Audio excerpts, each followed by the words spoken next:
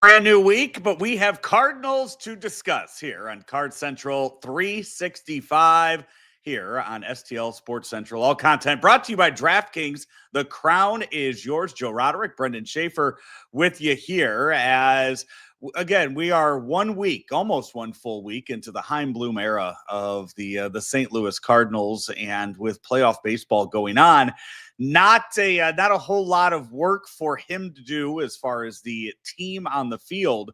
But Brenden, more and more every day, there seems to be new information kind of leaking out. Maybe not leaking out, being reported that others have been told. And most recently, an article by Katie Wu discussing one of the first things that Chaim Bloom is going to address within the Cardinal organization. Yeah, I think this is kind of significant and thought it might go under the radar a little bit. And so I said, hey, we should just do a show about this topic because Katie has some good reporting in there. We've talked a lot about the additions to the infrastructure of the organization, right? That's been a big focus of kind of the past 12 months of Chaim Bloom, with the different hires that he was authorized to make, knowing that he was going to be taking over for John Mozeliak at this point in time. Well, we're to that point, and they aren't necessarily done doing those sorts of things. It's less this time when it comes to the organization's infrastructure on the minor league side. But in Katie's, one of her recent articles for The Athletic from October the 3rd, she describes the scouting side maybe getting a boost as an additional hire at the director level is expected to be made. And she describes that it will maybe allow for more separation between amateur scouting, which is kind of the role of Randy Flores, and pro scouting, with, as she writes, the organization searching for better evaluations of players in other organizations, and notes that people inside the organization lamented the returns in trades for Dylan Carlson and Tyler O'Neill, which is an interesting kind of inclusion there, because I would think with both O'Neill and Carlson, maybe at that point in time, Cardinals fans were like, you know what, whatever you get for these guys is fine. We kind of understand that they're going to be going somewhere. But the idea that, the Cardinals haven't necessarily hit a home run in a lot of these recent trades where they're getting, big league talent back or prospects that are about to be big league players, you really do have to sit back and realize it is two separate avenues of scouting. What Randy Flores is designed to do and draft the best up-and-coming talent possible from the high school and the collegiate ranks versus, hey, we're going to make a trade. What do we think of the farm system or the big league caliber players in other organizations that might be available to us in a trade?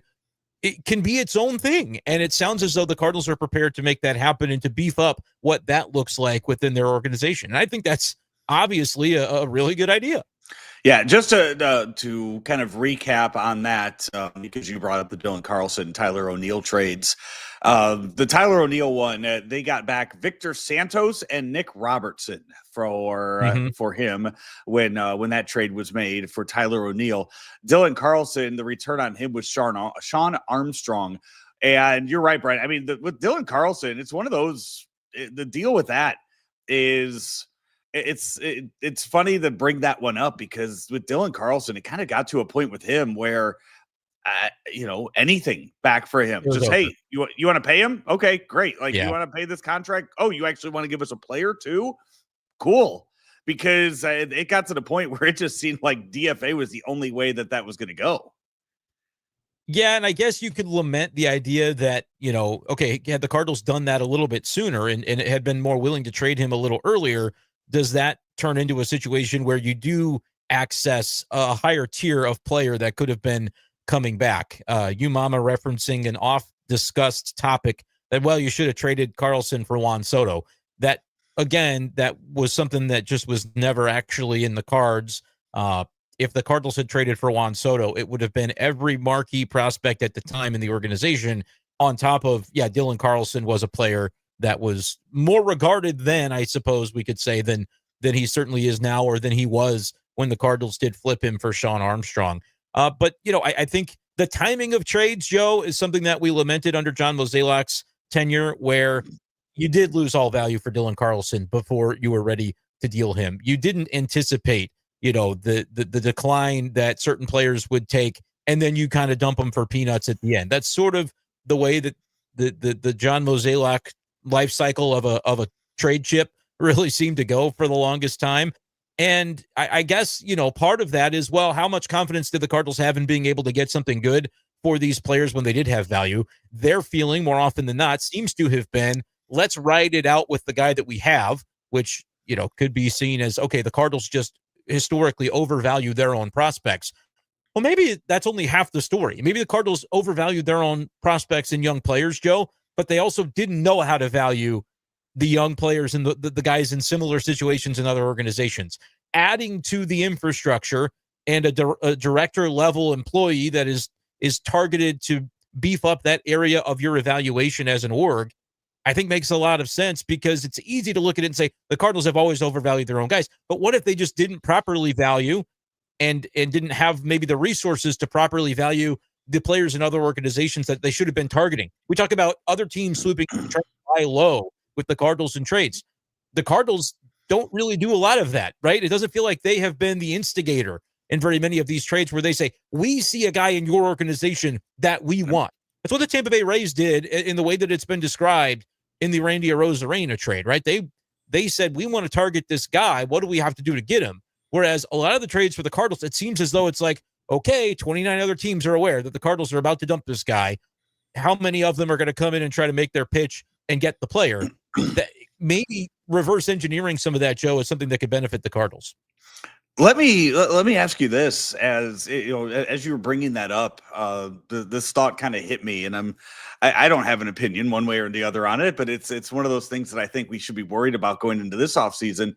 If this new scouting department that is being put in place right now to improve the scouting department that hasn't hit a lot of home runs recently, what kind of returns can we expect on some of these guys that Chaim Bloom is going to be going out and trading in the beginning of this rebuild? Like, if we don't trust the current scouts that are there, if we don't trust the amateur scouts that are not the minor league scouts that are out there looking at other players, other teams, AA, single A affiliates, how can we be confident that we're going to get something good back for a Nolan Gorman, a Lars Nootbaar, whatever we get for Sonny Gray or Nolan Arenado? Like, how can we sit here and be confident that this isn't just going to be torn down to the ground and it's a lot longer than we might think it is? Well, I don't know. Like, I don't know the degree to which, we say the Cardinals have the wrong scouts in place. Beefing up, I think, these departments is an important thing. Katie noted in her article that they have 7 pro scouts, all of whom have been brought back on 1-year deals, according to her sources. So that's big, though. By the way, I think the whole 1-year deal thing, that does speak pretty loudly to me when I read that part, knowing that Ollie essentially right now, as it sits right now here on October 6th, Ollie is on a 1-year deal right now with the Cardinals. Like, there is a whole lot of evaluation that's going to be going on with these guys, like an Ollie, like the coaching staff, and everybody else involved in this organization, that Chaim Bloom wants to see results and wants to see, hey, why should I give you guys a contract extension under what I want this team to be? Yeah, and I think that's going to continue to be a theme, not only because it's the new guy in town and he's got to get his bearings and figure out exactly the way that he wants to move forward in various departments on field and behind the scenes, but I really do think that the 2027 situation with a potential work stoppage looming is going to play a large part in this, and it'll be very tricky to evaluate and analyze as we over the next year are going to have to do, because it's not something that's really going to be talked about a lot. Like, it's not going to be, I feel like that's something that you can really acknowledge publicly as an organization and say, we're kind of waiting to see how the dust settles on some of this stuff and how it impacts the decisions that we're going to be making. But I really do think that it's a reality, because you can look to the situation with Ollie Marmol and say, like, okay, they're bringing him back.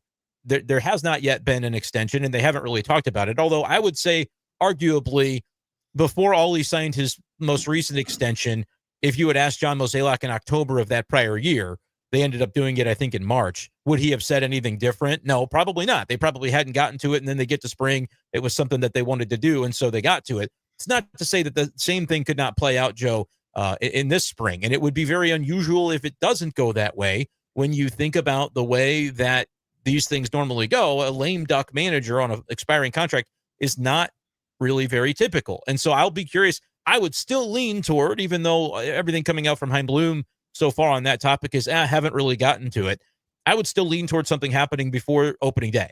I will wait and see if that ends up being the case. Some people say that they should do it. Some people say that they shouldn't do it.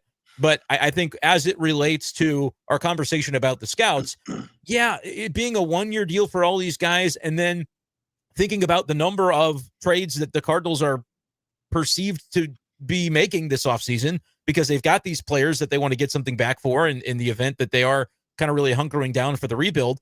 It's interesting. Like, I can't look at it and say the scouts that they have aren't, good enough or aren't doing their jobs, but it just seems like whatever they have, whatever the coalescence of scouting and the degree that they put enough effort into scouting on a director level high up within the organization, and then that coalescence with whatever John Mozeliak was trying to do when it came to trades, were the Cardinals being were they as eagerly approaching potential trades as they could have or should have been under Mo in the final years? I would argue probably not. Right? It almost seemed like it was a reluctance when they would make deals, because everybody was aware at that point that they had to do it with whatever the player situation was. Right? These guys that are on expiring contracts, the relievers, it's like, well, I guess what we do now is we trade them away because we're not contending. It was a very simple, piece of math that decided this is the direction to go. The world is a large place, and the baseball world of trades is a large swath of opportunity. And I don't think the Cardinals have tapped into as much of it in the styles and types of trades in recent years that they could have. It was very predictable, the types of trades the Cardinals made. So I'm more open to saying, let the new guy try to make some trades and see if he goes about it in a little bit of a different way than Mozeliak, where it was almost as a last resort would they pursue trades under Mo's guidance. Under Chaim Bloom, will it be different? I don't know, but I'm willing to give them the benefit of the doubt in this new era to kind of see what it looks like before I start to say, oh, the trades are just going to be the same as they were under Mo. They're not going to get enough for their guys, and they're going to hold on to them for too long. I want to see what it looks like in him having the clean slate to be able to decide, how do I approach trades? Do I pursue other players from other organizations with the influx of pro scouting that we're going to have here, rather than make all the people come to me when I've got something of substance for sale? Kind of be the aggressor in some of these deals that I don't feel the Cardinals have been in recent years. All content on STL Sports Central is brought to you by DraftKings. DraftKings, the crown is yours. And hey, get ready. December 1st, Missouri. That is when the DraftKings Sportsbook app is going to be available to you. And right now, new Missouri customers can get $300 in bonus bets when we launch on December 1st. You can download it now and place a $5 bet. And when we go live, you get $300 when you use that promo code STL Sports. That is promo code STL Sports. $5 gets you the $300 in bonus bets in partnership with DraftKings Sportsbook. Gambling problem? Call 1-800-GAMBLER. 21 plus. Physically present in Missouri. Eligibility restrictions apply. Bonus bets expire 7 days after issuance. Excludes customers who redeem pre-launch sign-up offer. Terms at sportsbook.draftkings.com/promos. Didn't get a whole lot of chance to watch football yesterday, but that damn European game yesterday needed the under to hit and would have had a really nice day. But European soccer? No. The game over in Europe. There was a football game yesterday that was the NFL game in was it London? Yes, okay, yes, got it. I was like, what are we talking about? Okay, yeah, hit on everything else except that. But when that game starts at 8:30 in the morning and you lose on that one, bummer. No reason to watch it the rest of the day. Got to reload. That's where you just got to start. I'm kidding. I was on the baseball fields in Fenton yesterday all day, or Cottleville yesterday. So you weren't watching anyway. I was not able to reload. Yeah. That's fine. Hey, something else I want to talk about with the scouting thing, and kind of alluded to it in the title of the headline of the video. It is kind of interesting that in an era where a lot of decisions in organizations are being made by sort of the analytics and the data-driven and the new technology and sort of the way that we all perceive, like, oh, here go the nerds taking over baseball.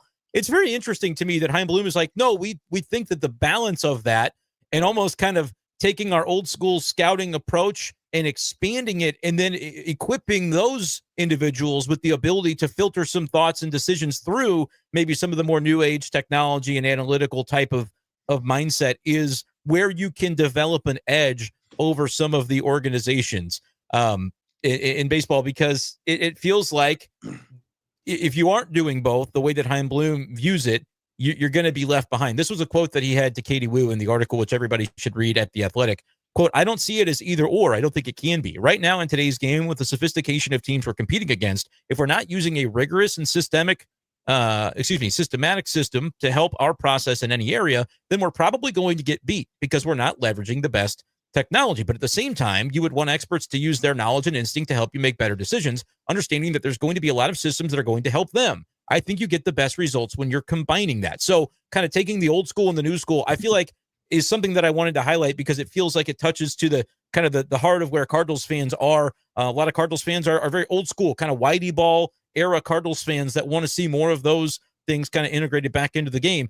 I feel as though the Cardinals are looking under Chaim Bloom to sort of blend the best of both worlds and maybe do it in a way that's not just saying it, because it feels like we've heard this before. Oh, we're going to do the best of both, and there's value in the old, value in the new. I feel like they're actually in a place right now where it's possible that they're able to put the resources in the right departments to actually be able to accomplish this type of goal that I think we've heard maybe sort of lip service for in the past, but maybe under Chaim Bloom, they're able to accomplish it.